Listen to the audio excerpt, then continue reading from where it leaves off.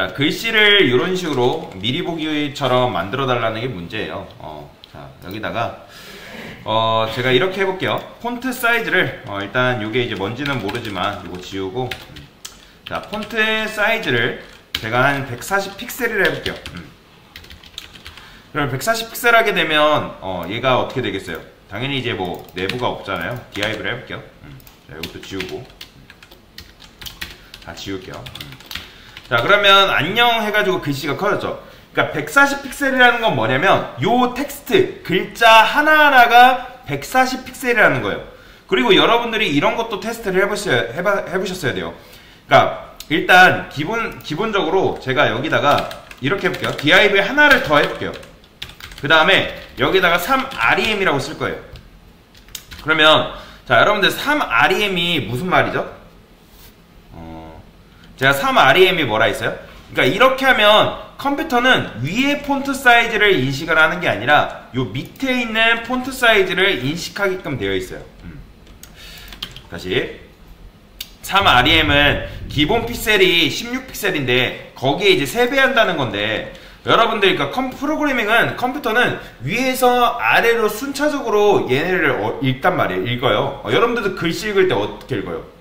위에서 아래로 읽잖아요. 똑같아요. 얘도 위에서 아래로 읽는데 자, 위랑 아래랑 지금 똑같죠? 그러면 컴퓨터는 뭘 선택을 하냐면 얘 손을 들어줍니다. 이 녀석이. 똑같은 동일한 조건이 있어도 얘가 만약에 속성이 같다. 만약에 다른 속성이면 상관이 없겠는데 폰트 사이즈 이런 식으로 중첩되어 있을 때는 컴퓨터는 누구 말을 듣냐면 얘 말을 들어요. 얘 손을 들어준다. 그래서 나중에 써준 폰트 사이즈가 입력이 되는 걸 볼 수가 있습니다. 이런 것도 테스트를 해봤어야 돼요. 자, 그 다음에 여기다 폰트 웨이트. 자, 폰트 웨이트는 뭐냐면 말 그대로 이제 폰트의 무게, 그러니까 폰트의 굵기라고 보시면 돼요. 그 다음에 볼드라는 게 있습니다. 볼드. 그러니까 보통 웹브라우저에서 제일 많이 쓰는 글씨 굵기가 폰트 웨이트 볼드라고 보시면 돼요. 폰트 웨이트 볼드다. 여러분들 한글이나 뭐 파워포인트 다루다 보면 볼드체라고 해가지고 보신 적 있을 거예요. 그러니까 볼드체가 뭐냐면 컴퓨터 보면 B라고 써있는 거 있었을걸요? B라고. 한글이나 파워포인트 보면 B라고 써있는 게 있어요. 그게 바로 볼드예요. 내가 글씨 크기를 굵게 해준다. 그러면 글씨가 굵어지는 걸 볼 수가 있고 제가 여기다가 노말이라고 할게요. 노말. 근데 노말을 주게 되면 글씨 변화가 있나요? 없죠? 변화가 없어요. 그러니까 노말을 지어도 변화가 없는 걸 볼 수가 있습니다. 그렇다는 건 무슨 의미다? 아, 얘가 폰트 웨이트가 기본값이 노말이구나 라는 걸 알 수가 있는 거예요. 이해되시죠? 자, 이거 지우고 폰트 볼드라고 해볼게요.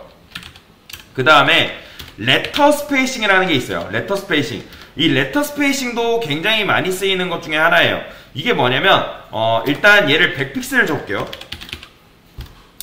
100픽셀 주게 되면 이렇게 벗어나죠? 그러면 이게 레터 스페이싱이 자간이라는 뜻이거든요. 자간. 그러면 현재 글씨보다 현재 자간보다 100픽셀만큼 늘리겠다. 그러면 글씨가 어떻게 되냐면 이렇게만 보면 늘어난 것 같아 보이지만 어떻게 늘어나는지 모르잖아요. 그럼 마우스 드래그 해보면 이렇게 늘어난 거예요.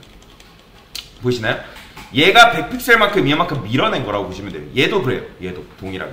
이렇게 자간이다 라고 보시면 됩니다. 자, 만약에 여러분들이 이거를 마이너스 주게 되면 어떻게 된다? 현재 자간보다 마이너스 10픽셀만큼 줄인다. 포토샵이나 일러스트 해보신 분들은 이 자간의 중요성을 아실 거예요. 왜냐면 글씨를 어떻게든 텍스트 위치를 맞춰야 되니까. 그래서 우리는 뭐 포토샵 일러스트처럼 뭐 숫자 입력해가지고 맞추는 게 아니라 이런 식으로 맞출 수밖에 없다. 코드를 줘가지고. 자, 이게 바로 자간이다 라고 보시면 됩니다. 자, 이번에는 섹션 아트에 폰트 사이즈를 10rem 정도 줘볼게요. 10rem 주면 자, 그러면 기존 글씨 크기의 10배를 주겠다. 근데 여기서 좀 어렵습니다. 여러분들이 컬러를 보통 이제 글씨 컬러를 조정하기 위해서는 컬러라는 속성을 주게 되는데 레드 하면 레드, 그 다음에 뭐 블루 하면 블루, 그 다음에 뭐 골드 하면 골드, 이런 식으로 색상을 바꿀 수는 있죠. 이해되시죠? 그런데 자, 레드, 그린, 블루 그냥 단일화된 색상으로는 색을 표현하기가 굉장히 힘듭니다. 모든 색상을 표현할 수가 없어요. 그래서 우리가 뭘 쓰냐면 RGBA라는 걸 씁니다. RGBA. 자, 이게 뭔지 몰라도 여러분들 RGB라는 말은 들어보셨을 거예요. 살다 보면 뭐 RGB 케이블 뭐 그런 것들 들어보셨겠죠. 자, RGB가 뭐냐면 얘는 레드, 그린, 블루의 약자예요. 그 다음에 A는 뭐냐면 알파 값이다 라고 보시면 됩니다. 그러면 이 소가로 안에는 뭐가 들어가냐면 0부터 255까지 들어갈 수 있어요.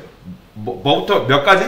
0부터 255까지입니다. 256 안 돼요. 이러면 제 설명을 제대로 안 들으신 거예요. 0부터 255까지만 들어갈 수 있는데 제가 이거를 최대한으로 세게 좁게요. 25, 25, 25, 1 이런 식으로. 자, 1은 뭐냐면 얘는 말 그대로 불투명도를 의미한다 라고 보시면 돼요. 자, 여러분들 왜 지금 이게 안 나오는데 빛의 삼원색에 따라서 레드, 그린, 블루를 제일 세게 주게 되면 뭐가 나와요? 하얀색이 나옵니다. 하얀색. 지금 이거는 안 나오는 게 아니라 하얀색으로 변한 겁니다. 그 다음에 제가 이걸 0으로 좁게요. 0, 0, 0. 0은 당연히 뭐예요? 투명. 여러분들이 빛을 제일 내리면 검정으로 변하잖아요. 그렇죠? 검정이 나오기 때문에 이런 식으로 나온다. 그 다음에 제가 이거 투명도를 0.5라 할게요. 0.5. 그러면 이게 지금 글씨가 회색이 아닙니다. 이거는 반투명으로 변한 거예요. 이해되시나요? 지금 투명도를 0.5로 내려줬기 때문에 얘는 글씨가 이렇게 된 겁니다. 그 다음에 0.2 줘볼게요. 0.2 주면 거의 투명해서 안 보이는 거죠. 그러니까 여러분들이 이걸 다 외우지 못해도 이건 아셔야 됩니다. 제가 1하고 레드를 R을 제일 세게 주면 어떻게 된다? 빨간색으로 변하는 거고, 그 다음에 그린을 제일 세게 주게 되면 어떻게 된다? 이렇게 변하는 거고, 그 다음에 블루를 제일 세게 주게 되면 이렇게 변하는 걸 볼 수가 있다. 그래서 이제 0부터 255까지 쓸 수 있고 256이라 쓰신 분들은 제 개념을 이해를 못하신 거다. 변화 없죠? 그래서 255까지 줄 수가 있고, 이렇게 하면 색의 조합이 거의 한 약 65,000개까지 나오거든요. 뭐 그렇다고 그 색을 다 외워야 되냐? 그럴 필요 없습니다. 여러분들이 이 색을 내가 다 알긴 어렵잖아요. 그러면 어떻게 하냐면 여기에 컬러 피커라는 게 있습니다. 컬러 피커라는 구글에서 제공되는 게 있는데, 여기 보시면 여러분들이 컬러를 직접 내가 원하는 색상을 선택을 할 수가 있어요. 조합을 할 수도 있고, 여러분들이 이렇게 클릭도 해볼 수 있고, 색 조합도 이런 식으로 다양하게 할 수가 있습니다. 그러면 이제 여기 보시면 RGB라고 나오죠? 보이시나요? RGB. 우리는 RGB를 많이 씁니다. 아니면 보통 헥스코드 해가지고 쓰는데, 그냥 이거 그대로 복사해서 가져오는 거예요. 내가 원하는 색상 가져와서 1은 냅두고 이렇게 복사 붙여넣기 하는 거죠. 그러면 내가 선택한 색상으로 바뀌는 걸 볼 수가 있고요. 자, 그 다음에 이런 것도 가능합니다. 뭐도 가능하냐? 자, 이거 잠깐 주소 걸고 여기다가 샵 FF 0000 이렇게 쓸 수 있어요.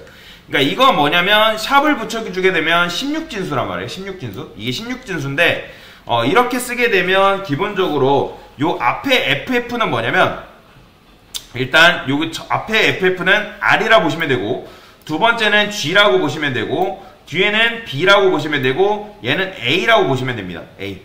이런 식으로 두 개씩 끊어 읽으면 돼요. R, 그 다음에 G, B, A 이런 식으로 컬러를 표현할 수가 있어요. 그 다음에 내가 만약에 디자인을 하는데 어떤 색을 또 필요하다, 색 공유 사이트라 해가지고 제가 올려놨는데, 요것도 여러분들이 색을 여러분들이 선택을 해서 볼 수가 있습니다. 여기 클릭해서 내가 원하는 선택이 있으면 색상을 보는 거예요. 이런 식으로. 그럼 밑에 보면 이런 식으로 색상을 헥스코드로 이렇게 변화를 시켜줍니다. 그러면 요거 원하면 요거 그대로 복사해가지고 여기다가 이런 식으로 적용해주면 됩니다. 이렇게 적용해주면 내가 원하는 색상이 이렇게 나오는 걸 볼 수가 있어요.